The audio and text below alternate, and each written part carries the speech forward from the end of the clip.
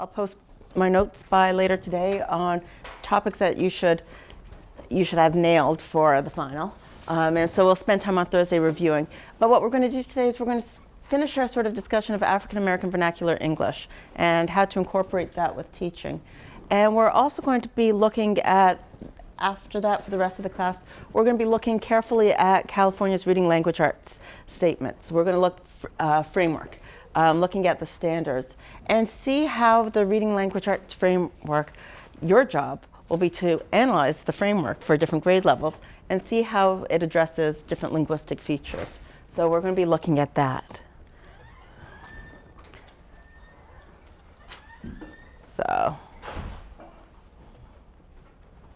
So we started talking about some of the discourse features that's in African American vernacular English. And I've seen teachers use them very successfully in classes that builds the home culture and the home cultural approach to using language into the classroom. And one was the indirect signification. So instead of just saying, okay, everyone, listen up, in prepping the class, using sort of indirect signification with the call and response approach, saying, do we listen with our eyes? Do we listen with our noses? Do we listen with our feet? Do we listen with our ears? Yes, so we listen with our ears. So that's a way of a common stylistic discourse feature in African American vernacular English that we don't use as much in other variations of English. And it's definitely not something that's used often in classrooms. Is it something that can really get kids engaged in class? Yeah, you're having kids actually respond back to you. So it's feeling more like a conversation. There is also, and that reflects the emphasis on interaction and interdependence and communication. So that call and response, so that when you're giving instructions to the class, instead of just saying, okay, class, put your pencils down, and now I want you to listen, and first you're going to do this, and then you're going to do that, and then you're going to do this, and then you're going to do that third thing or fourth thing. Lost count already. But that's the sort of stylistic discourse that you see in most typical classrooms, that you see in classrooms that follow the traditional approach to instruction. That's sort of the standard dialectical approach that you see in classrooms. And by emphasizing that interaction, it again is something that's much more engaging for kids who speak African American vernacular English at home because it pulls in the home culture. It feels more comfortable. It's using language in a way that they're more accustomed to doing so. Is it going to affect the way that they learn to read textbooks and use academic English by using this interaction back and forth, emphasizing the interaction? It can. It could actually be very beneficial because what you're doing is that you're having the kids engaged. We're going to talk about that more in a moment. Another thing that we find in classrooms where teachers use African American vernacular discourse features is more of testifying. So very often, what do teachers say when kids do well in their work? Good job. And they leave it at this. Testifying is used much more in conversation. So here's a quote that I got. Hold it now. Hold it there a moment, darling. You're proud of what you've done, aren't you? I can just tell by the look on your face that you're proud of yourself. The child nods his head and continues to smile broadly. That's good. Now I want you to say to me, teacher, I want you to see my work. See what I've done. Spoken with much emphasis. Can you say that? Come on, say it. So what we have is, again, a change in the use of discourse. Instead of what might, so when a teacher says to a child using traditional approaches to using language in classrooms, good job, it might feel dismissive to a child whose home culture, whose home language use uses this approach to testifying in language. Is it something that's going to be harmful to kids who speak other variations of English at home by using testifying, this approach? No. It's like, look at your work. Are you proud of what you've done? Good, you should be proud of yourself. You look proud of yourself. I like the way you're smiling. You look really proud of yourself. So can you say, look at my work, I'm proud of my work? Great, show me that. That sort of approach, again, is pulling in the home language discourse patterns into school in a way that is familiar to the children and at the same time can complement very well learning the academic English that kids are expected to learn to be successful in school. So one of the things that we see in terms of the socio-cultural attitudes about language variation is that kids in middle school who speak African American vernacular English at home, they may be more likely to show resistance to learning standard American English, the academic English that's being taught in school. And that's very often tied up with a sense of identity. They also may feel, well, what's the point of learning this academic English? Because what use is it going to have in my life? It's not going to be useful in my community. So there's also this active rejection of academic English. So what researchers and scholars have argued is that what we really need to do is emphasize an additive approach to learning standard American English, to look using the academic English variations. Instead of rejecting the home language and saying, that's bad English, that's wrong, what we need to do is take an approach of, we're learning another way of using English. Do you speak differently with your friends than you do to your minister? Most kids do. They may speak more formally with a teacher. They may speak more formally with parents. They may speak more formally with their minister. Everyone uses different variations of English, different registers of English depending on the context. And so if you take an additive approach to learning the academic English, the standard American English dialect, then what you're doing is you're communicating to the child that here's another register of English, here's another dialect of English that's appropriate for these other contexts, but isn't appropriate to, we're not asking you to replace the other contexts where you use your home dialect. So students might need support in recognizing which dialects, which registers to use in which contexts. And that brings us to the issue of code switching. And so educators and linguists, whether they're focusing on learning different dialects and different variations of English, or whether we're talking about kids learning another language, so whether they're English learners, learning English as a foreign language, or learning English as an additional language, or English as a second language, they're English. It's looking at the variations of language in different contexts.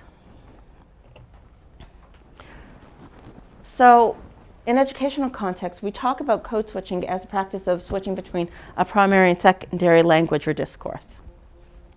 So everyone code switches. So when you're writing a letter to your friend or sending a text message, you're using a different register of English than you do when you're writing a paper for this course, for example. So there's a recognition that everyone code switches. They're using different registers in different contexts. And for some kids, the code switching also involves switching between different dialects or different languages. So you might have bilingual children speaking only English with one parent and Spanish with another parent, or Farsi with another parent. Well, wow, that's speaking only one language with one family member or another family member. You see, for example, children. If I go back to my own personal examples, I went to Hebrew school growing up. My parents didn't speak Hebrew, but they wanted us to learn Hebrew. So my sisters and I, we would speak in Hebrew when we didn't want our parents to understand us. So we were very effective in code switching, even in the home context. It was really hard, though, when we wanted to express things that we didn't know the words in Hebrew for. So we're getting out the Hebrew English dictionary, trying to do that. But when we look at code switching then, what we want to do is we also want to look at different approaches to it. And so one approach to code switching is the correctionist approach. And what you find this in traditionally is the view that if a child is using African American vernacular English or non-academic English, any other variation of English other than standard American English, academic English, would be considered poor English with a correctionist view.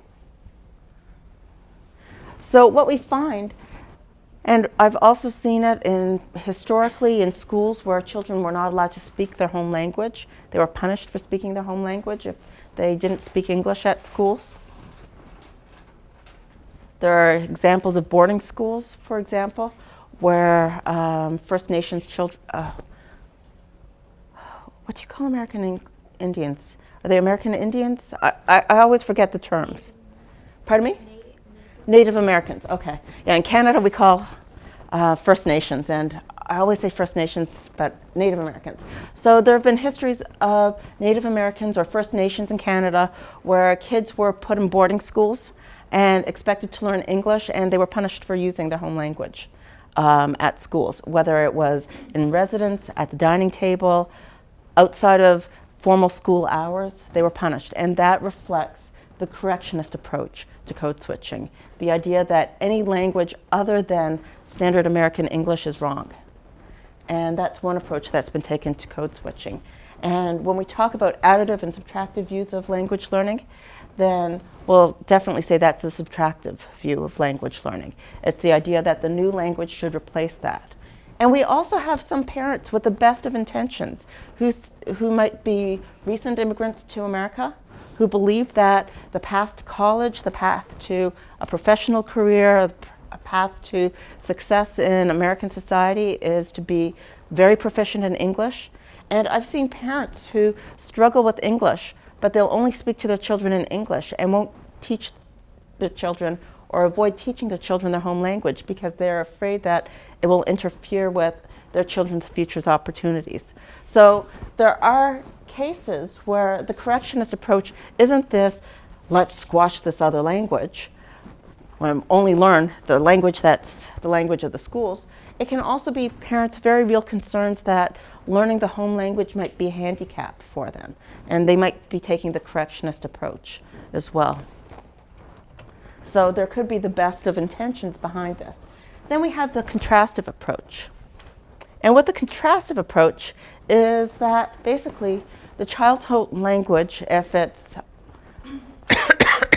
another variation of English, is a different variety of English. So kids who speak Appalachian English, kids who speak African American vernacular English, kids who speak other dialects of English, instead of saying that it's wrong and that it's incorrect and bad English or poor English, there's a recognition that this is just a different dialect of English. This is a different variation. And so instead of saying we have to correct the child to squash out all bad English, what we do is we look at the different features between standard American English and the home dialect. And we have to help the kids become aware of, in the context of school, in formal writing for school, how do we teach them to use the right variety for the context? So in other words, looking at the appropriate use based on the context. In other words, it's taking an additive view. So the quote that I just had from that teacher before, who was talking about testifying and using that approach with the children, she would use African American vernacular English very often in the classroom. But when it came to content, learning content, she would switch to standard American English. So when talking about math and getting kids ready, getting them prepared, she would use African American vernacular English. And then when she was talking about rounding in mathematics, she would use mathematical terminology. She would be using academic English for dealing with the content. And the kids were quite fluent at code switching between using the African American vernacular English for conversation, but when it dealt with content, then they would use the academic English. And they understood with her that this is just another variety of language use based on the context, based on what the goal of this assignment is, or what we're doing. So with the contrastive view, it really embraces the additive view and looking at supporting children in recognizing which variety of English to use in which context. So with code switching, it focuses on that. Whitney's come up with some guidelines. And one of the things that teachers can help kids code switch effectively and learn to use what some of the research has been finding is that kids who are more proficient in academic English as well as in African American vernacular English tend to code switch more appropriately than kids who are less proficient. So being able to code switch also is an indicator of the proficiency in language use.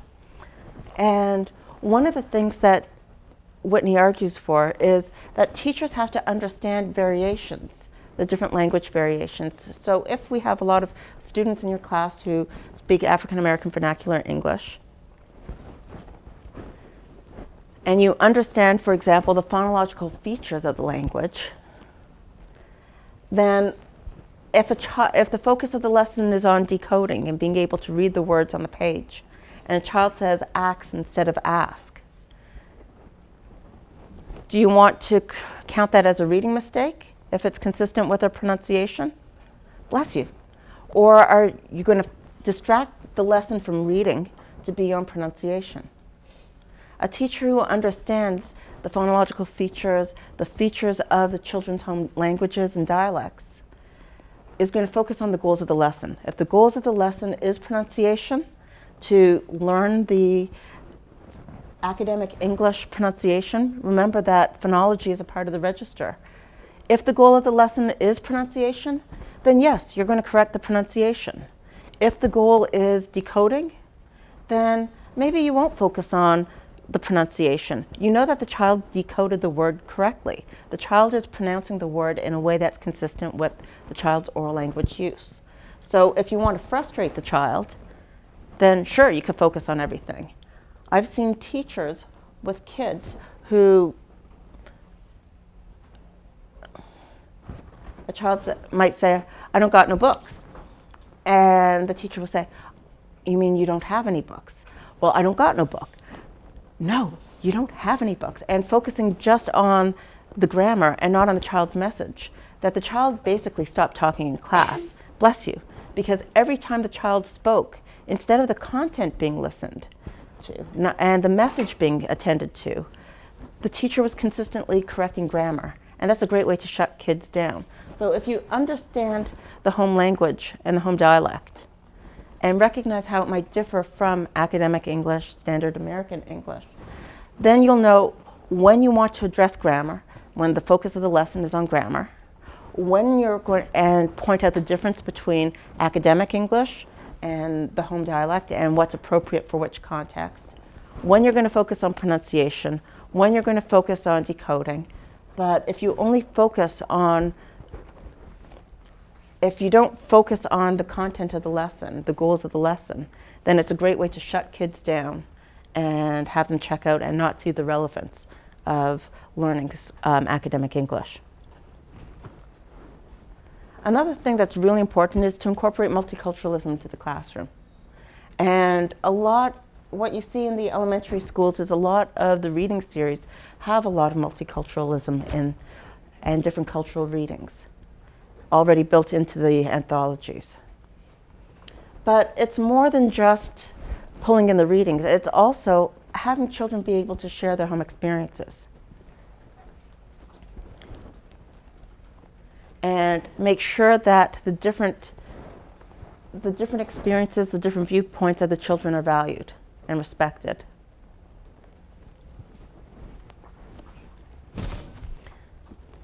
The main reason why a lot of children in middle school who speak African American vernacular English don't see the relevance of learning academic English and standard American English is because basically they don't feel their home culture, their home identity is being valued.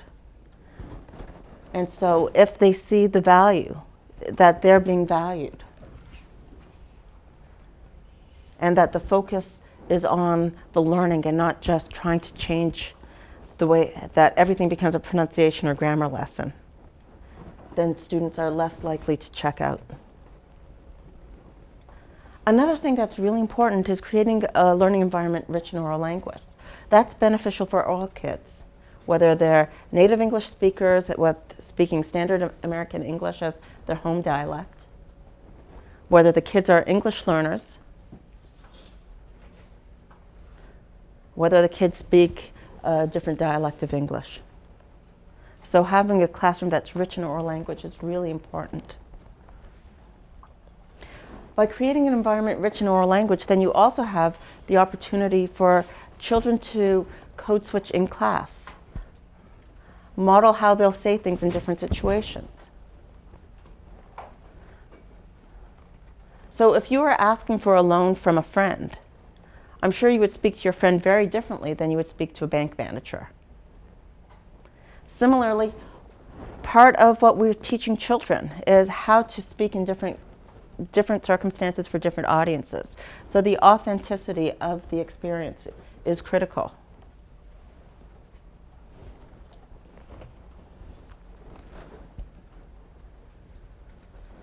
Another thing is, if you have a lot of students who either speak African American vernacular English or who speak a particular other language that you're familiar with, then you could also encourage and demonstrate code switching in the classroom. So how might you demonstrate code switching in a mathematics class if you have a lot of Spanish-speaking kids in your class and you speak Spanish yourself?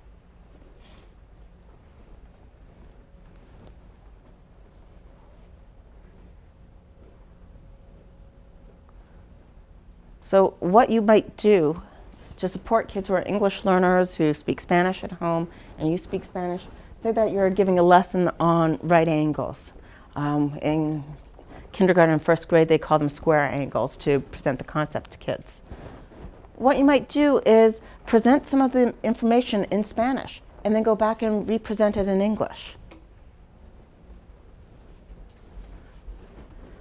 For code switching, you might also give examples of in their writing. When in their writing, if they're writing narratives, when are you expected to use the academic English writing, and when it's appropriate to use the home dialect. So by encouraging and also demonstrating for children and giving them the opportunities to practice code switching, which to use in which context, that's also very valuable for the kids as well.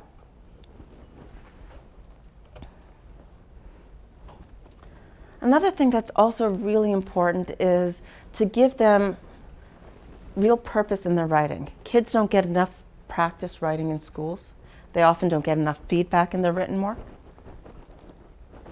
But one of the things that's really challenging for kids is that they don't know who they're writing for, who their audience is.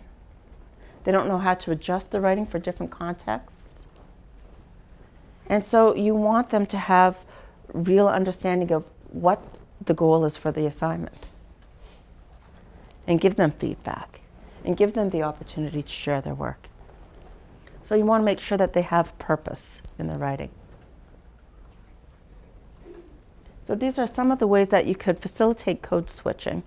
And that if you view code switching, one of the issues that comes up that a lot of educators and parents have a hard time with code switching is that, well, they're not really speaking English and they're not really speaking Spanish, or they're not really speaking standard American English, and they're not really speaking African American vernacular English. And so going this back and forth, a lot of people kind of view code switching as something that could be potentially defective, when actually it's an important part of learning how to express yourself in different appropriate contexts and be able to shift back and forth.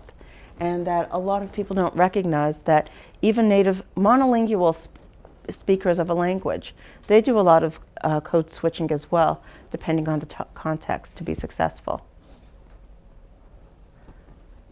Speaking with friends versus speaking at a meeting, speaking in formal settings.